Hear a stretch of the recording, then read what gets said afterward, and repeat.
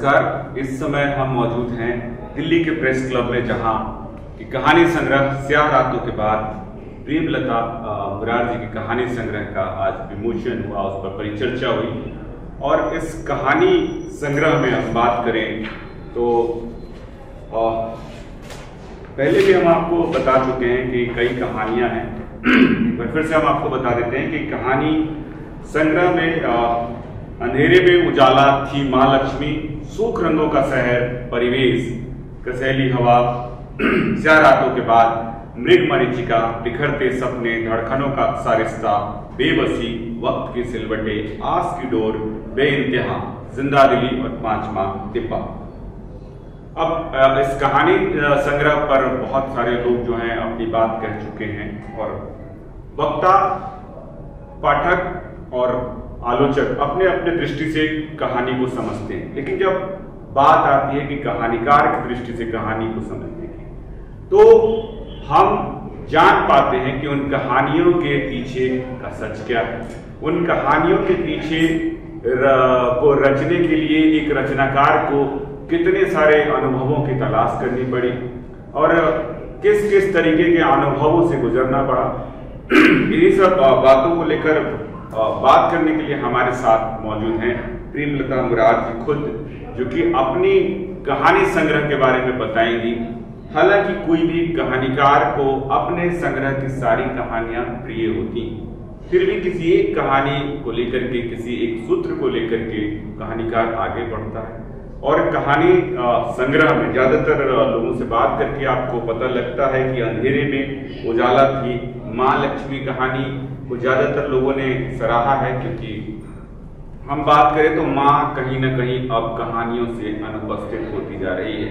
गोरकी की माँ की बात की थी महेश दर्पण जी ने, उग्र की माँ की चर्चा की थी उन्होंने।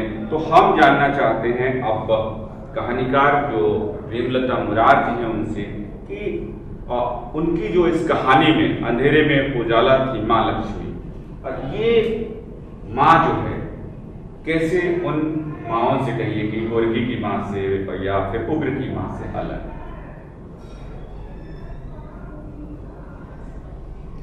ये कहानी जो है वो मैंने अपनी माँ को ध्यान में रखकर, क्योंकि उनको आखिरी समय में जो पीड़ा हुई उसको देखकर मैंने ये रची। तो उनके जिस पीड़ा से वो कैंसर हो गया था उन्हें, तो उनको जो पीड़ा उनको जो सहनी पड़ी, तो उस दौरान हम साथ होते थे। तो 5 बहनें हम, तो टर्न बाई टर्न सबका नंबर होता था, तो मेरा भी टर्न होता था मम्मी के साथ रहने का। तो उनके साथ जो रहकर जिस पीड़ा को वो सह रही थी उसको हम भी अनुभव करते थे।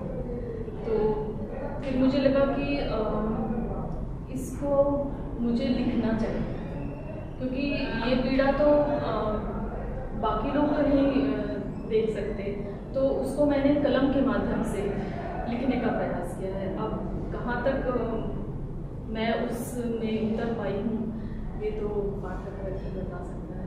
ये टर्न क्या था, टर्न से माँ के पास रहती,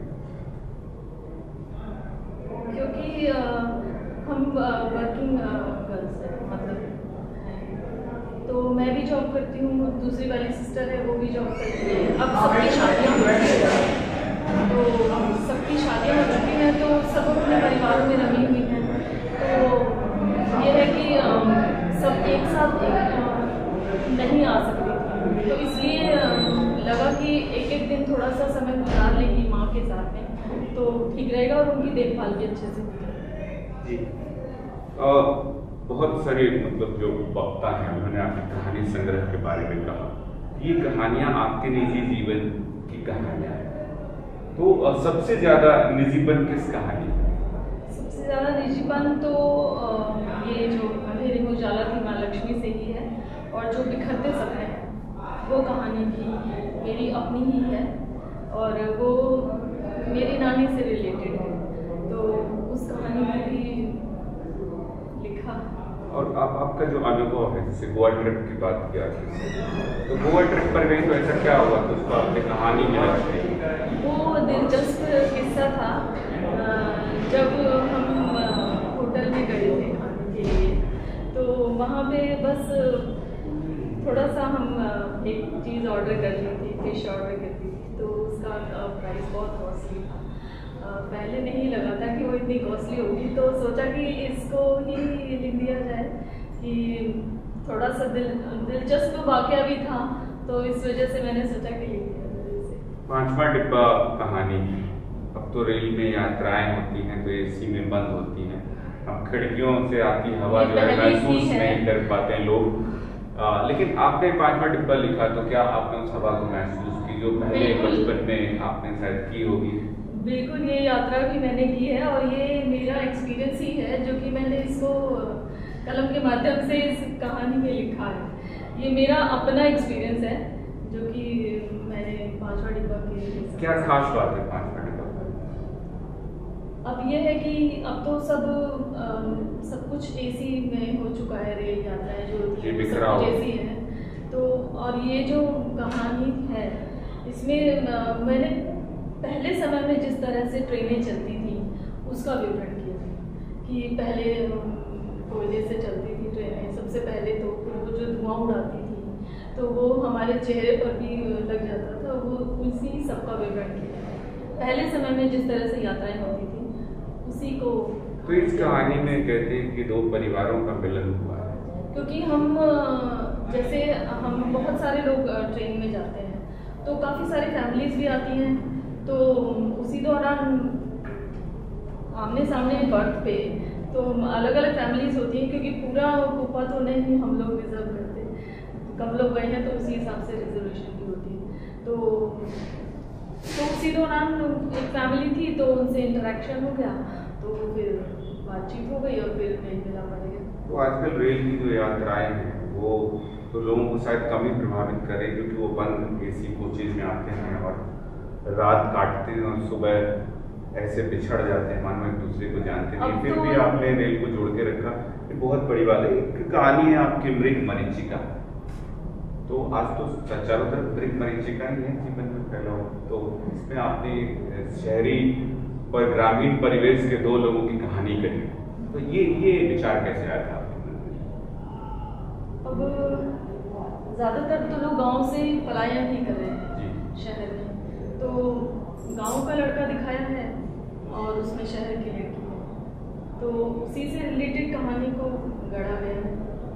क्या मतलब इसके पीछे आपका अपना निजी अनुभव रहा? निजी अनुभव नहीं है, निजी अनुभव नहीं है। बहुत लेखक जरूरी नहीं है कि सारे अपने निजी अनुभवों का ही विवरण कहानी के माध्यम से। आसपास जैसे आपके पात्र जो है ज्यादातर आपके आसपास के घटित, हाँ पात्र बेशक आसपास के घटनाओं से चुने गए, लेकिन कुछ काल्पनिकता तो होती ही है जी। तो यथार्थ और कल्पना के पुट की कहानी है मृग मरीचिका। परिवेश कहानी है, परिवेश कहानी के बारे में क्या कहना चाहिए? परिवेश कहानी जो है वो दफ्तरी जीवन पर आधारित है। जैसे कि हम लोग ऑफिस में जॉब करते हैं, किन किन स्थितियों का सामना हम लोगों को करना पड़ता है, विभिन्न तरह के लोग हैं, तो और किस तरह की उनकी मानसिकता होती है, जो बॉस की जो मानसिकता होती है, बस उसी का विवरण मैंने कहानी के माध्यम से। बेबसी में किस प्रकार की बेबसी? कोरोना के समय जो बहुत सारे लोगों की जो त्रासदी हुई थी और मतलब अभी भी चल ही रही है, तो जो सेकेंड वेव थी उसमें जो जितने लोग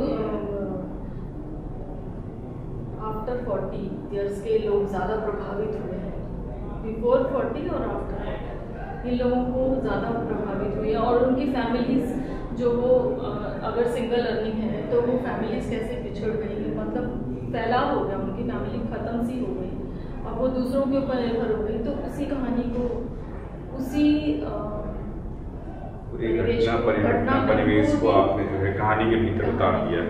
अब आपसे अगर पूछे पाठक के तौर पर पूछे कि आपकी कहानी को हम क्यों पढ़ें, तो आप क्या कहना चाहेंगे पाठक?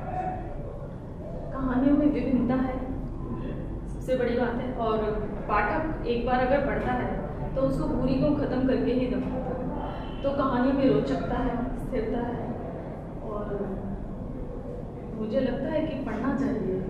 जी, हर कहानीकार चाहता है कि उसकी कहानी पढ़ी जाए, और बाकी तो वो पाठक तय करता है कि उसको क्या पढ़ना है नहीं पढ़ना है, और पाठक ही बताएगा मुझे कि मैं कहानियों के माध्यम से उन तक ना पहुंच पाई।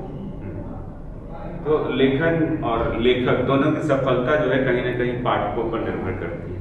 ये कहानी अगर आप शीर्षक के उससे बात करें तो स्याह रातों के बाद एक उजाले की ओर संकेत करता है। कहते हैं कि रिक्तता में संभावनाएं होती हैं, कहीं ना कहीं रिक्तता ही है स्याह रातों के बाद, जिसमें संभावनाओं का एक दौर है।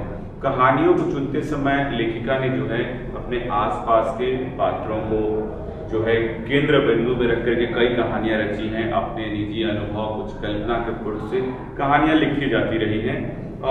इन सारी कहानियों को देखने के बाद हमें लगता है कि कहानीकार जो हैं अपने जो लक्ष्य हैं प्रेषणीय बनाने में चीज़ों को, उनमें काफ़ी हद तक सफल हुई हैं। जैसा कि वो कह भी रही हैं, क्योंकि कहानी को पढ़ा जाना चाहिए और पढ़कर कहीं तय होना चाहिए कि क्या उन्होंने लिखा है और कहाँ तक वो जो है पाठकों तक पहुँच पाई है और उनका जो संदेश है वो कहाँ तक लोगों तक पहुँच पाया है। तो ये हमारे साथ चर्चा कर रही थी प्रेमलता मुरार जी, और जिनकी आज कहानी संग्रह स्याह रातों के बाद पर चर्चा हुई और विमोचन हुआ।